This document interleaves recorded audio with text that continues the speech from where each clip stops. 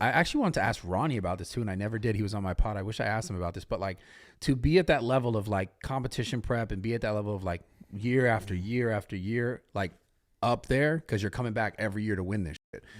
And then having to forego that. What does that do to your mentality? What did that do to yours? It was a process. It was a process. Because of the gut issues, I told my nearest and dearest and my closest of closest circles, the ones that you know they are not going to break any type of, it's that there's a possibility that I might not compete. And I'm not going to lie to you, my training partners, both were crying. They truly believed, as did I wouldn't have done this had I not and persevered through the hell that I did. I truly believe that I would have won the Olympia. I would have been the first ever champ. But it's a woulda, coulda, shoulda, right? Yeah. But if you look at the people who just came first and second, I beat them both. Yeah. Hardy just won. I beat Hardy in Korea. And Derek Lunsford came second, who took over the reign from me as a 212 champ. Incredible guy, incredible champion, will be a champion in the future. But I've beaten him too. So it would have been great mix for me to be up in that. Yeah, well, they shifted. You couldn't know that it was going to shift to that direction in bodybuilding. I felt it was going there.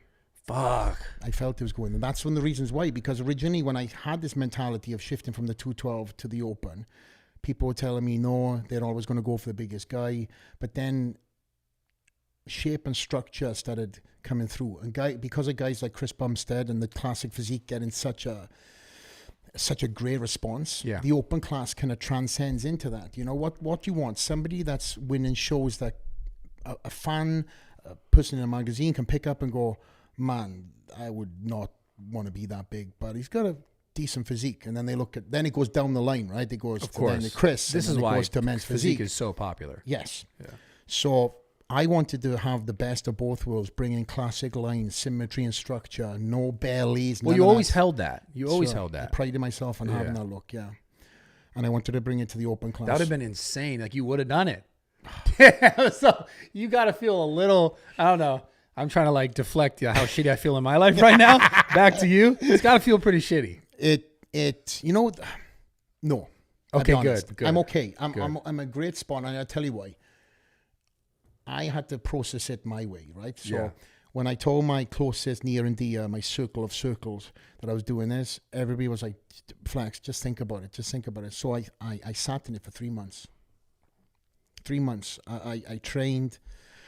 I had my good days, I had my bad days. I had my, fuck, man, please. You know, I was appetite issues, stomach issues, throwing up every day. It was horrible. And it was all food related. Yeah. Allergies and stomach. And like I would eat something and literally my stomach would swell. And that's not me. I don't have a belly. I've never had one. It was just literally my stomach would swell from food. And again, when you've hired the best in the United States, I mean, I hired I know I mentioned this earlier, 3 gut specialists. I could have bought the fucking house in Tennessee for the amount of money I spent trying to stay in the game. But that's how much I believed I could have won this. And I stayed in it to the very end. I knew, I can look you in the eyes and I can say I knew that I walked away knowing that I'd done absolutely everything. So when I told the world, or shall I say I told the IFBB, you know, Steve Weinberger, Jim Mannion, and guys at the top of the tree that I respect highly, that I've devoted my life to this craft on, they were like, just push pause on this. And I was like, I've done this for 3 months. Like, I was already done. Yeah. I was already done. And there was a lot of people trying to get me back out of that mentality, but I was okay. I moved on. I done a lot of different things. I had to process it my own way, and I also seeked, help in that process.